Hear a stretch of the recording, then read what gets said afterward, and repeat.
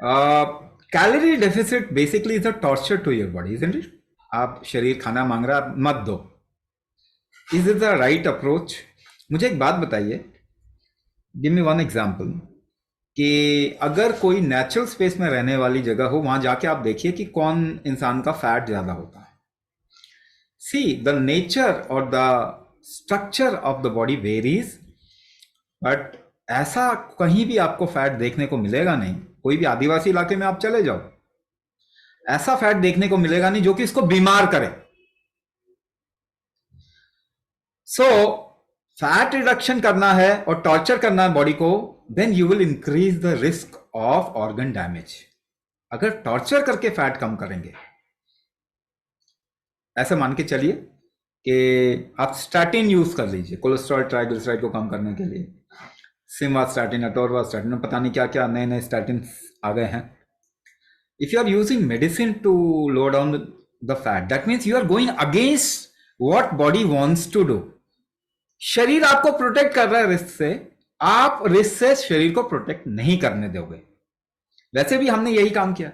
Medicine basically are a torture to the body, they are not treatment, but we have started calling it treatment. आपका शरीर जो भी आप medicine लेते हो उसका 90% से ज्यादा हिस्सा बाहर निकाल देता है और उसको ओवरलोड किया जाता है, ओवरलोड किया जाता है। दैट मीन्स डोज टाइट्रेशन जिसे हम कहते हैं, वो कैसे किया जाता है कि अगर आपका शरीर 450 मिलीग्राम निकाल देगा तो 500 मिलीग्राम आपको खिलाएंगे, ताकि जो बाकी आपको चाहिए वो फर्स्ट लीवर बाईपास के थ्रू लीवर को टॉर्चर करके आप अंदर खिसकाने के काबिल हो जाओ, या इंजेक्शन से दे दो, आईएम दे दो, आईवी इंजेक्शन दे दो। तो आपका शरीर जो करना चाह रहा है उसके खिलाफ में आप काम कर रहे हैं। तो आपका शरीर हमेशा आपको प्रोटेक्ट ही करता है ना। मुझे बताइए, लाखों सालों से तो कोई ऐसी क्रॉनिक डिजीज हुई नहीं इंसान को, ह्यूमंस को। ये तो पिछले 100 साल की बात ही है ना। So why this body is doing something which we call as disease, wrong thing. ये तो कभी था ही नहीं ना। 70 to 80% प्रॉब्लम जो आज है वो क्रॉनिक डिजीज है, वो तो कभी था ही नहीं, वो तो पिछले 100 साल की बात है। तो body only knows to protect itself. You may not protect yourself, but the body only knows is healing and protecting. केवल उम्र के साथ उसका हीलिंग, रिजुवनेशन का स्ट्रेंथ कमजोर होता जाता है, मगर एक ही काम करता है वो, rejuvenation, rejuvenation. It doesn't know anything else. If you work against the body, अगर शरीर के खिलाफ में काम करेंगे तो आपका रिस्क बढ़ेगा कि कम होगा? फीवर लाके शरीर इंफेक्शन को हैंडल करता है, आप फीवर कम कर देते हो। उल्टी करता है, उल्टी बंद कर देते हो। दस्त करता है, दस्त बंद कर देते हो। पेन करता है, पेन बंद कर देते हो। तो जो भी बॉडी का प्रोटेक्टिव मैकेनिज्म है उसको आप खत्म कर रहे हैं। तो ऐसा अगर ट्रीटमेंट है तो हमारी सारी डिजीज खत्म हो जानी चाहिए दुनिया से। Give me one example of a diabetic person who has become fine out of diabetes by taking medicine in the last 100 years। 100 साल में एक एग्जांपल दे दो। अगर हम ट्रीटमेंट कर रहे हैं तो ह्यूमन हेल्थ, ह्यूमैनिटी की हेल्थ अच्छी हो जानी चाहिए। तो डायबिटीज इंक्रीजिंग और decreasing? Increasing. Thyroid increasing. Autoimmune disorder increasing. Heart disease number 1 cause of death. Cancer increasing at the rate of 12%। Give me one example at least. कोई तो प्रूफ चाहिए ना, एविडेंस चाहिए ना। बिना एविडेंस अंधविश्वासी है क्या? अंधविश्वासी है क्या? हाँ, अंधविश्वासी, साइंटिफिक अंधविश्वासी कहते हैं इसको। थोड़ा नाम अच्छा लगा ना, को अच्छा लगता है। तो by torturing body, if you, आप रिस्क कम कर दीजिए ना। बॉडी को फैट बढ़ाने की जरूरत नहीं है। I was 106 kgs, more than 106 kg। घी पीने से कोई, घी खाने से, फैट खाने से कोई फैट नहीं हो जाता, क्योंकि फैट जो आपके बॉडी का वो आपका बॉडी बनाता है, बाहर से नहीं रहता, वो एक्सेप्ट नहीं करता उसको।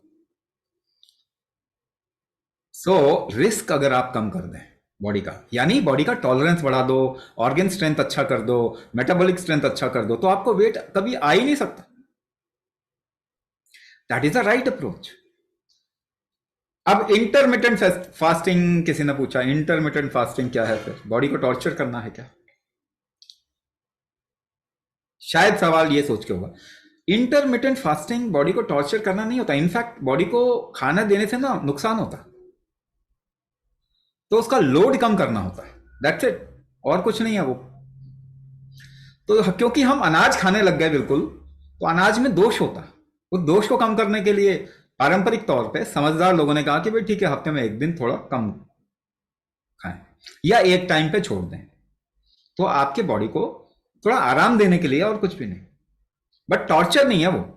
अगर आप टॉर्चरस फील हो रहे तो आप नुकसान कर रहे हैं।